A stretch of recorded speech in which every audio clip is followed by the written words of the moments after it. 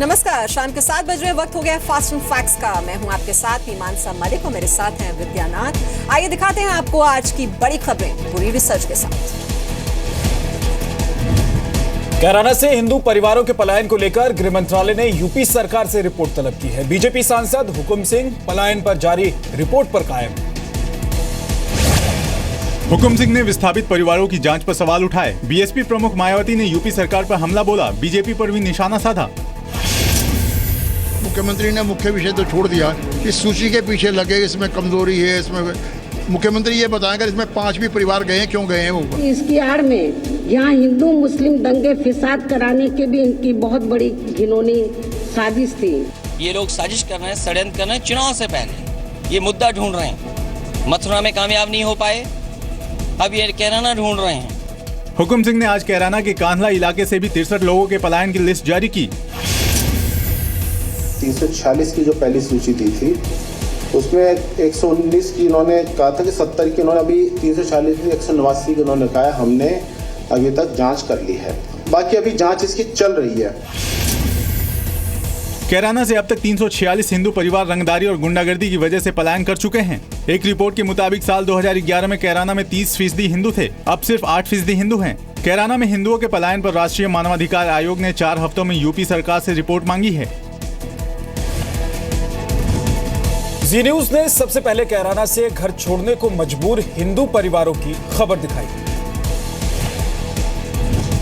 सवाल उठ रहे हैं कि कैराना में हिंदू परिवारों का विस्थापन नहीं हुआ, लेकिन उन लोगों ने जी न्यूज को अपना दर्द बताया जो कैराना छोड़कर देश के अलग अलग कोने में बस गए। कैराना से विस्थापित लोगों का डर बरकरार है, कैमरा देखते ही सिहर जाते हैं। कैराना छोड़ कोटा में बसे मनीष मित्तल एक किराए के घर में रहने को मजबूर है। कैराना का ये परिवार भी सूरत में ऐसी ही जिंदगी जी रहा है। जैसे बिजनेस है सिनेमा का, तो फ्री में फिल्म देखनी, मना करो कि बदतमीजी स्टाफ के साथ अपने साथ। तो पुलिस में जैसे गए, उन्होंने कहा जी देख लो जी, अपने हिसाब से हैंडल कर लो। सर जब कैराना छोड़ा तब ऐसे हालात वहाँ थे कि भाई हिंदुओं लोगों को ज़बरदस्ती अगर हुआ तो भाई भगा दिया जाए या उनकी ज़मीनों पे जायदाद पे कब्जा कर लिया जाए। इनकी डर को नकार यूपी सरकार सिर्फ वेरिफिकेशन की बात कह रही है। कैराना में हाल ही में हिंदू महिला की गैंगरेप के बाद हत्या कर दी गई। आरोपों के मुताबिक राजनीतिक दबाव में हिंदू महिला से गैंगरेप मामले में पुलिस ने कार्रवाई नहीं की। 2014 में रंगदारी देने से इनकार करने पर मुस्लिम गैंग ने 2 व्यापारियों शंकर और राजू की दिन दहाड़े हत्या कर दी थी। और यूपी सरकार की ओर से बनाई गई जांच टीम ने शुरुआती जांच के बाद रोजगार को परिवारों के पलायन की वजह बताया है। मुंबई की स्पेशल कोर्ट ने कर्ज में डूबे कारोबारी विजय माल्या को भगोड़ा करार दिया है। पीएमएलए यानी prevention of money laundering act से जुड़े मामले की सुनवाई करते हुए कोर्ट ने ईडी की याचिका पर माल्या के खिलाफ आदेश जारी किया। कोर्ट के आदेश के बाद माल्या के खिलाफ इंटरपोल से रेड कॉर्नर नोटिस जारी कराने का दावा पुख्ता हो जाएगा। ब्रिटेन से माल्या के प्रत्यर्पण में भी मदद मिलेगी। 17 बैंकों के 9,000 करोड़ से ज्यादा के कर्जदार विजय माल्या 2 मार्च को भारत छोड़कर इंग्लैंड चले गए थे। 24 अप्रैल को विदेश मंत्रालय ने विजय माल्या का पासपोर्ट रद्द कर दिया था। ब्रिटिश सरकार ने माल्या को भारत भेजने से इनकार कर दिया है, लेकिन प्रत्यर्पण की मांग होने पर विचार करेगी। सीबीआई ने माल्या के खिलाफ रेड कॉर्नर नोटिस जारी करने के लिए इंटरपोल को चिट्ठी लिखी है। ईडी ने मनी लॉन्ड्रिंग केस में कई बार माल्या को पेश होने का समन जारी किया, लेकिन माल्या पेश नहीं हुए। आपके 21 विधायकों को संसदीय सचिव बनाने का सीएम केजरीवाल का दाव उल्टा पड़ गया है। संविधान विशेषज्ञों के मुताबिक दिल्ली में उपचुनाव हो सकते हैं। आपके 21 विधायकों की सदस्यता खतरे में है। ऑफिस ऑफ प्रॉफिट के मामले में दिल्ली सरकार का बिल खारिज होने पर केजरीवाल ने राष्ट्रपति पर सवाल खड़े किए हैं। बीजेपी ने इसे केजरीवाल की बौखलाहट बताया। राष्ट्रपति निर्णय नहीं लेते, ये कहने की बात है। राष्ट्रपति तक तो शायद फाइल भी नहीं जाती हो। ये राष्ट्रपति के नाम से सारा काम होता है। ये निर्णय एमएचए का लिया हुआ है, होम मिनिस्ट्री ने निर्णय लिया। राष्ट्रपति के पास तो शायद फाइल भी नहीं जाती। दिल्ली के मुख्यमंत्री अरविंद केजरीवाल जी की बौखलाहट हिंदुस्तान के सामने आई है, ये हम सब देख रहे हैं। इस मामले में मैं नहीं समझता कोई लीगल या कॉन्स्टिट्यूशनल केस बनता है या कोई राहत उन्हें मिल सकती है। राजनीति की बात अलग है। केजरीवाल ने 13 मार्च 2015 को आपके 21 विधायकों को संसदीय सचिव बनाया। 19 जून 2015 को संसदीय सचिवों की नियुक्ति के खिलाफ वकील प्रशांत पटेल ने राष्ट्रपति से शिकायत की। 24 जून को दिल्ली सरकार ने 21 संसदीय सचिवों को ऑफिस ऑफ प्रॉफिट के दायरे से बाहर रखने का बिल पास किया। नजीब जंग ने बिल पर दस्तखत करने से इनकार किया। केंद्र से मंजूरी न लेने पर नोट लगाकर राष्ट्रपति के पास भेजा। 13 जून 2015 को राष्ट्रपति प्रणब मुखर्जी ने दिल्ली सरकार के बिल को खारिज कर दिया। राष्ट्रपति के फैसले के बाद एलजी नजीब जंग नोटिफिकेशन जारी करेंगे। चुनाव आयोग 21 विधायकों की सदस्यता रद्द करने की सिफारिश कर सकता है। जीएसटी बिल पर बात बनती दिखाई दे रही है। वित्त मंत्री अरुण जेटली ने बिल पर राज्यों के समर्थन का दावा किया है। जीएसटी पर आम राय बनाने के लिए कोलकाता में जीएसटी पर गठित राज्यों के वित्त मंत्रियों की एम्पावर्ड कमेटी की बैठक हुई। जेटली ने बैठक को बिल का रोड मैप तैयार करने वाला बताया। करीब सभी राज्यों से बिल पर समर्थन मिलने का दावा भी किया। मॉनसून सत्र में बिल के पास होने की उम्मीद जताई। बैठक में 22 राज्यों के वित्त मंत्रियों और 7 राज्यों के प्रतिनिधियों ने हिस्सा लिया। Virtually every state has supported the idea of GST. We will try to fix the next meeting sometime in the second week of July. वित्त मंत्री अरुण जेटली ने भरोसा जताया है कि मॉनसून सत्र के दौरान राज्यसभा में भी जीएसटी बिल पारित होने की उम्मीद है। जीएसटी बिल का पूरा नाम goods and services tax bill है। जीएसटी लागू होने से पूरे देश में सारे इनडायरेक्ट टैक्स को हटाकर सिर्फ एक टैक्स लगेगा। वित्त मंत्री के मुताबिक जीएसटी लागू होने पर देश की जीडीपी में 1 से 2% की बढ़ोतरी होगी। जेटली ने जीएसटी के तहत शुरुआती 3 सालों के लिए 1% अतिरिक्त टैक्स लगाने के मामले में लचीला रुख अपनाने का भरोसा दिया है। चीन के सैनिकों ने फिर भारत की सीमा में घुसपैठ की। सेना ने मुंहतोड़ जवाब देकर चीनी सैनिकों को खदेड़ दिया।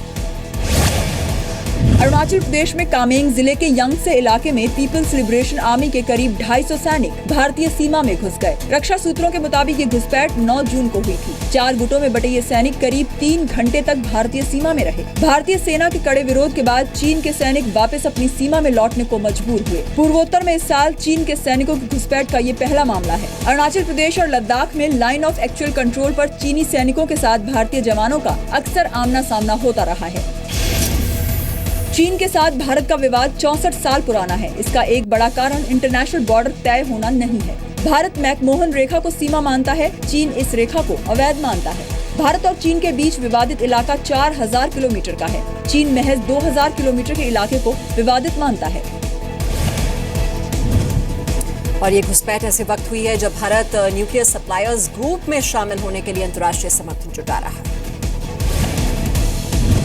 सुरक्षा एजेंसियों ने एक बार फिर भारत में आतंकी हमले का अलर्ट जारी किया है। वैष्णो देवी यात्रा पर भी आतंकियों की नजर है।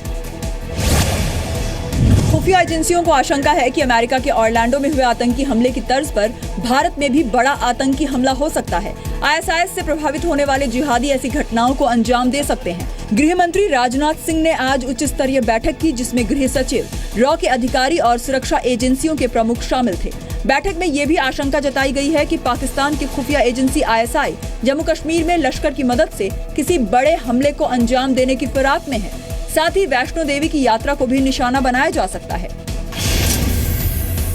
जम्मू श्रीनगर नेशनल हाईवे पे खुद के पास अटैक होने के बाद जो है पूरे जम्मू श्रीनगर नेशनल हाईवे पे सिक्योरिटी जो है वो टाइट कर दी गई है। जगह जगह सिक्योरिटी नाके लगा दिए गए हैं। सिक्योरिटी पिकट्स जो हैं उनको स्ट्रेंथन कर दिया गया है और इसमें जो है सीआरपीएफ के जवान, जम्मू कश्मीर पुलिस, सेना के जवान पूरे 300 किलोमीटर लंबे जम्मू श्रीनगर नेशनल हाईवे पे इस समय जो है वो पेट्रोलिंग कर रहे हैं। शनिवार को कटरा के पास झज्जर कोटली से एक बैग में सेना की वर्दी और जूते मिलने से सुरक्षा बलों में हड़कंप है। सुरक्षा एजेंसियों ने कटरा और आसपास के क्षेत्रों में रेड अलर्ट भी जारी कर रखा है। पैराशूट, पैराग्लाइडिंग और हॉट एयर बैलून के जरिए आतंकी हमले की आशंका को देखते हुए जम्मू प्रशासन ने बगैर मंजूरी के एडवेंचर स्पोर्ट्स आयोजित करने पर फिलहाल रोक लगा दी है। आतंकी संगठन आईएसआईएस के सरगना अबू बकर अल बगदादी के हवाई हमले में मारे जाने की खबर है। अरबी न्यूज एजेंसी अल अमक का दावा है कि रविवार को अमेरिका की अगुवाई वाली गठबंधन सेना के हवाई हमले में बगदादी की मौत हो गई है। एजेंसी के मुताबिक रक्का में रविवार को रमजान के 5वें दिन हवाई हमले में गठबंधन सेना को ये बड़ी कामयाबी मिली। हालांकि अमेरिका ने अभी बगदादी के मारे जाने की पुष्टि नहीं की है। इससे पहले सितंबर 2014 और अप्रैल 2015 में भी उसकी मौत का दावा किया गया था। अबू मुसाब अल जरकावी की मौत के बाद बगदादी को ISIS की कमान मिली थी। 29 जून 2014 को बगदादी ने खुद को इस्लामिक स्टेट का खलीफा घोषित किया था। बगदादी 4 साल दक्षिण इराक के बुक्का में अमेरिकी जेल में रह चुका था। अमेरिकी जेल से उसे 2009 में रिहा किया गया था।